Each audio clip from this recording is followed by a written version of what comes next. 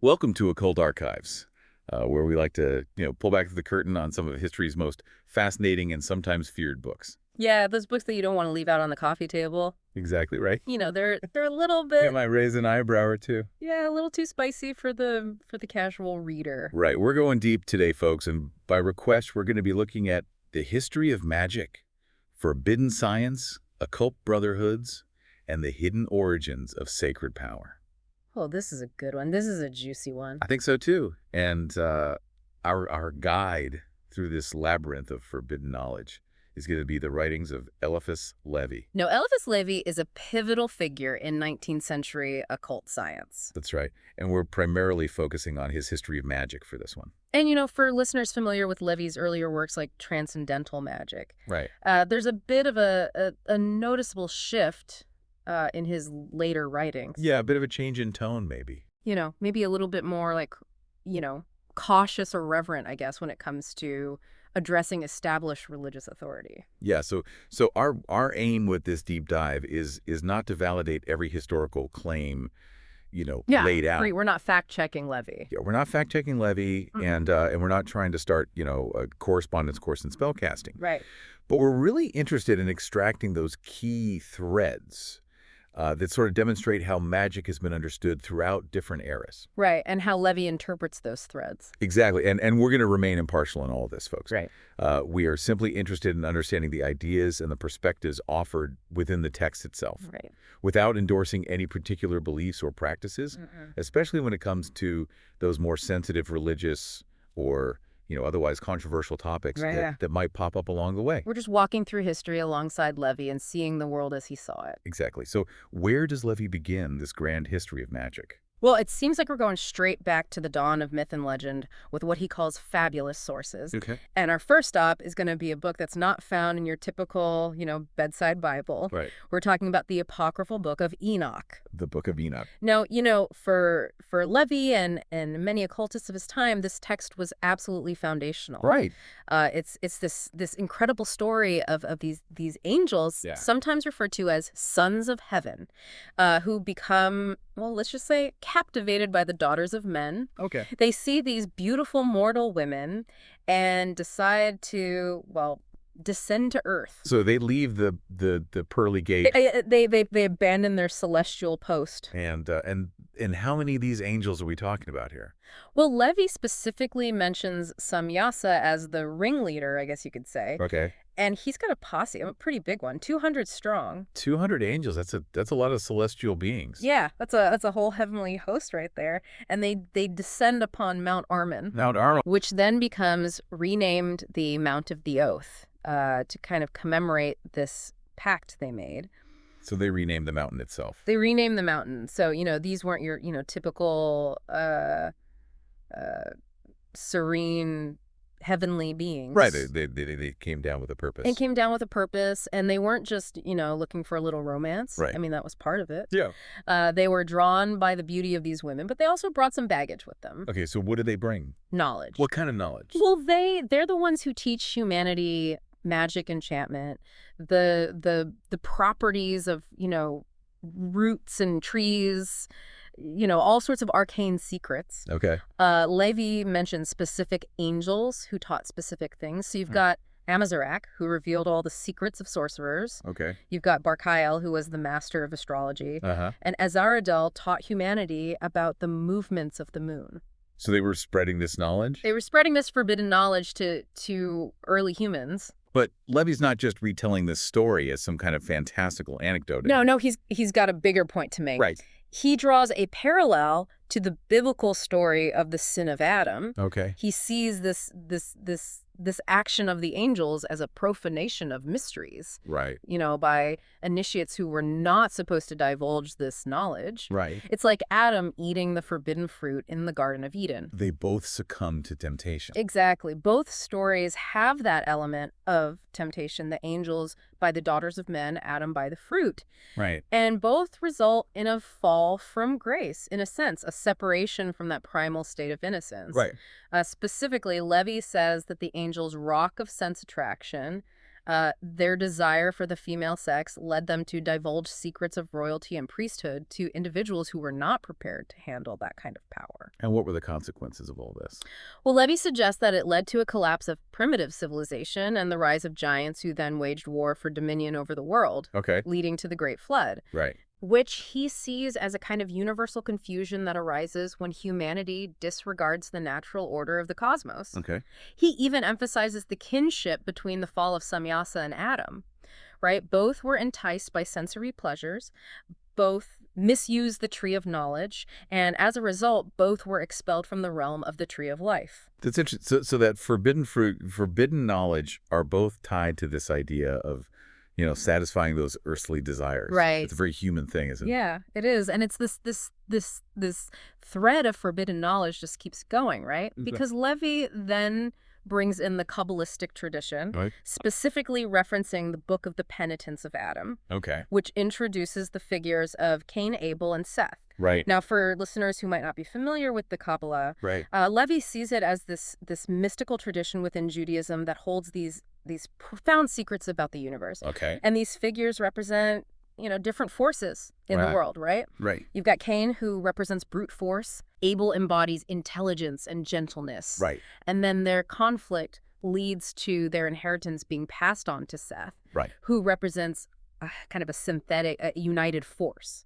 So it's this idea of these opposing forces finding balance. Finding that middle ground. Exactly. And Seth gets special treatment, doesn't he? He does. He's the only one allowed near the entrance of the earthly paradise without, being incinerated by the fiery sword. Yeah, no one wants to get too close to that fiery sword. Right. And Lévi says that Seth actually represented primeval initiation. Okay. And in this Kabbalistic tradition, Seth has a vision of the tree of knowledge and the tree of life united as one, Okay. symbolizing the harmony of science and religion. The coming together of those two. Right. And he receives these 3 seeds from this unified tree, 3 C's. which represent the Kabbalistic triad. Okay. And later, when Adam dies, Seth puts these seeds in Adam's mouth. In his mouth. In his mouth, representing eternal life.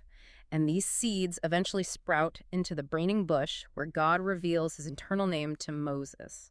That's a lot of symbolism packed into those 3 little seeds. Right. It's a richly woven tapestry. Absolutely. And from these mythical origins, Lévi moves on to talk about magic in ancient civilizations. Right? And our first stop is India. India. And he brings up some rather intense practices described in the Upnikat. Right. The Upnikat is a collection of ancient Sanskrit texts. Right. And Lévi was really interested in the techniques described there for altering states of consciousness. Like, what kind of techniques are we talking about? Well, things like fixing your gaze on a single point for a prolonged period of time, Right. or even engaging in really demanding and painful exercises. Really? Yeah. I'm not sure I'd be up for that. It sounds intense, right? Yeah. But Lévi connects these practices to the attainment of ecstasy catalepsy visions. Wow. And he even speculates that they might be related to the powers exhibited by American mediums in his own time. Interesting. So he's seeing this connection between these ancient practices Right. and what was going on in his own time. Exactly. He's drawn those historical lines. But even Lévi has his reservations about these techniques, doesn't he? Oh, yeah. He describes them as, equally painful, dangerous, and ridiculous. Yeah. But he acknowledges their potential for inducing altered states of awareness. Yeah. He also mentions a really perplexing concept from the Upnikat. Okay. This idea that absolute immorality can paradoxically lead to a state of sinlessness. How does that work? Well, it's a very challenging idea. Right. The idea is that by understanding the universal soul and recognizing that good and evil are just 2 sides of the same coin, Okay. you somehow transcend the concept of sin altogether. So you become sinless by understanding the nature of sin. Right? It sounds almost like a philosophical loophole. It's a bit of a mind bender, isn't it? It is. And Lévi calls it a dartum arcanum, a kind of hidden shadow aspect to the grand mystery of transcendent magic. So there's this light side and this dark side to magic. Exactly. This idea keeps coming up. It does. So after India, where do we go next on this historical journey? Well, we head westward to ancient Greece. Nice. And here, Lévi observes a shift in how magic is perceived. How so? Well, he starts associating magic with beauty. Beauty. Yeah. That's an interesting connection. It is, and he links it to the concept of the heavenly human archetype described in the Zohar, Okay. which is another Kabbalistic text. Right. And he introduces the figure of Orpheus, whose music was said to have magical powers. What kind of magical powers are we talking about? Well, taming wild animals, moving inanimate objects. Okay. Even raising the walls of Thebes with his music. Wow, so Orpheus was like the ultimate ancient rock star. Right. He was using his music to shape the world around him. That's a powerful image. It is, and Thebes, which Lévi calls the wisdom city of Cadmus, plays a key role here too. Cadmus. Yeah, he's the one who brings the knowledge of letters and harmony to Thebes from Egypt. Okay.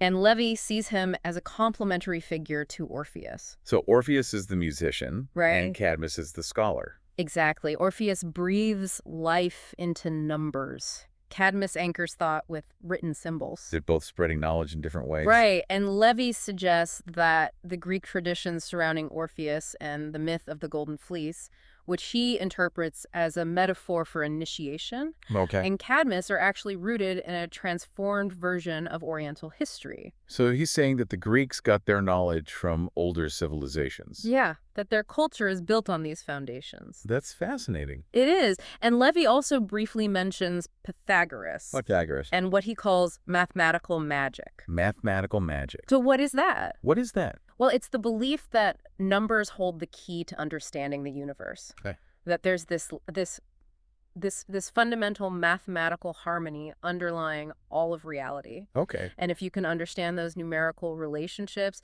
you can tap into those cosmic forces. And, of course, we can't talk about the history of magic without mentioning the Kabbalah. Right.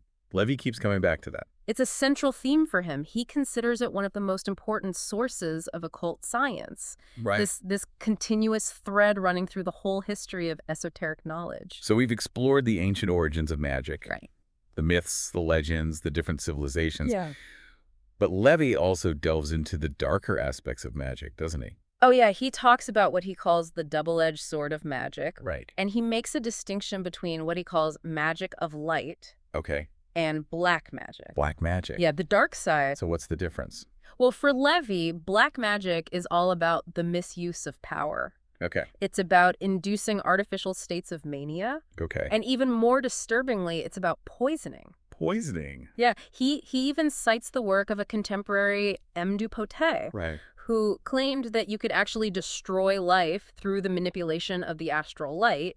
The astral light. Now that's a term that keeps popping up. It's a very important concept for Lévi. Right. So what is it exactly? Well, he describes it as this fundamental force that permeates all of creation. Yep. It's the vehicle of light and the receptacle of all forms. Okay. He even uses the name Lucifer in this context. Lucifer. Yeah, but not in the, typical evil sense. Right. It's more about its role as a bearer of light. So Right. it's this powerful energy that can be used for both good and evil. Okay. And if you use it improperly, you can cause some serious harm. So it's a double-edged sword. Exactly like we were saying. And Lévi goes on to describe some of the practices associated with black magic. Like what? Well, particularly in ancient Greece, in the region of Thessaly. Thessaly. They had a reputation for this stuff, violating graves, disturbing rituals, sometimes involving children. That's dark. Yeah, it gets pretty grim. So this is a far cry from the beautiful music of Orpheus. It is a stark contrast, and Lévi mentions these monstrous figures associated with these practices. Like who? Well, he talks about the Lamia, the Striges, the Impuse. Those sound like creatures from mythology. Yeah, are there these terrifying female entities linked to these nefarious activities? So magic has this dark feminine energy associated with it. Yeah, it's a recurring theme in a lot of occult traditions. And Lévi himself wants nothing to do with his black magic, does he? Oh, no, he explicitly identifies himself as a magus of light. Right. Someone who uses magic for good. So how did all of this magic, both light and dark, relate to religion and society? Well, Lévi tackles that question head on. Okay. He brings up the accusations of magic that were leveled against Christ by the Jewish authorities. Right. And he talks about this concept of a universal secret religion of initiates Okay. that exists alongside the more public exoteric religions. So there's this hidden wisdom Yeah, this inner circle. that only a select few have access to. And what happens when that knowledge gets out? Well, that's where the trouble starts. Okay. Lévi points to the biblical flood as an example of what can happen when sacred knowledge is profaned. Right. That was a pretty serious consequence. It was, and he also talks about the accusations of magic that were directed at priests and even popes throughout history. So anyone could be accused of magic. Right. If you had knowledge or power that others didn't understand, you were a target. And what about the role of women in all this?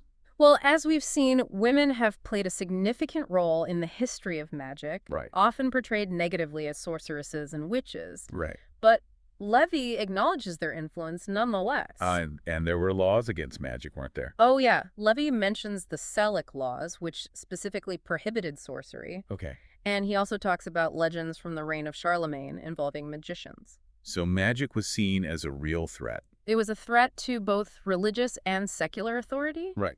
And of course, there were the infamous witch hunts, where people were persecuted and even executed for supposed magical practices. That's a dark chapter in history. It was fueled by fear and ignorance. And the church had a particularly strong stance against certain forms of magic, didn't they? Yeah, Lévi talks about the theurgy, which is divine magic, Okay. and necromancy, which is communicating with the dead. Right. And he says that the church saw these practices as extremely dangerous Okay. and often associated them with fatal consequences. So you could get in big trouble for messing with those forces. You could. And throughout all of this, Lévi keeps coming back to this idea of the astral light. Right. This mysterious force. It's like the foundation of his whole magical system. Right. So can you explain it again for our listeners who might not be familiar with it? Sure. So the astral light is this universal energy that permeates all of existence. Okay. It's the source of all light and the substance of all forms. Okay. It's kind of like the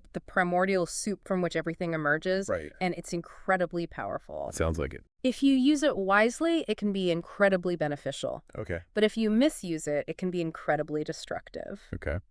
Lévi even connects the fall of Adam to what he calls an erotic intoxication with the astral light. Interesting. So it's all about balance, isn't it? Exactly. Finding that equilibrium. Right. And he emphasizes the importance of analogy as well. An analogy. Yeah, this idea that everything in the universe is connected. Okay. That there's this web of correspondences linking everything together. So to understand one thing, You have to understand its relationship to everything else. that's a pretty holistic view. It is, and Lévi also talks about the Keys of Solomon. The keys of Solomon. Yeah, this collection of grimoires attributed to the biblical King Solomon. Okay. And he sees them as providing instructions for how to communicate with spirits and work with natural forces. So it's like a magical instruction manual. In a way, but he warns against reckless evocations. So there's a danger there.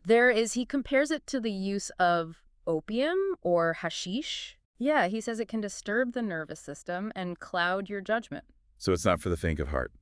Definitely not. And Lévi also observes how perceptions of magic change over time. Okay. He uses table turning as an example. Table turning. Yeah, where people sit around a table and try to contact spirits. Right. He says that this practice was once considered quite serious. Really? Yeah, but in his own time, it had become more of a parlor game, Okay. a kind of superstitious amusement.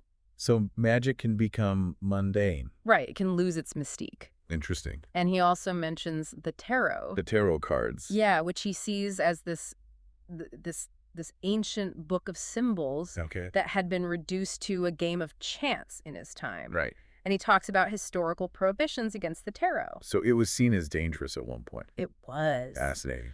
And finally, Lévi brings up the figure of Raymond Lully. Raymond Lully? Yeah, this medieval philosopher and alchemist Okay. who tried to create a universal philosophy. A universal law. Yeah, he wanted to synthesize Christian Kabbalah with Arabic, Magi, and Indian philosophy. So he was trying to bring all these different traditions together? He was searching for a unified understanding of knowledge. A grand unified theory of everything. Exactly, and Lévi even mentions Lully's prophetic views on the return of Enoch and the coming of a messianic age.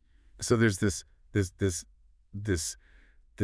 thread of messianism running through all of this. It's the belief in a future golden age. Right. So as we wrap up this deep dive into Lévi's history of magic, Right. what are some of the key takeaways for our listeners? Well, I think we've seen how magic has been understood and practiced throughout history, Right. from its mythical origins to its role in different civilizations. Right. We've explored the light and dark sides of magic Right. and the complex relationship between magic, religion, and society.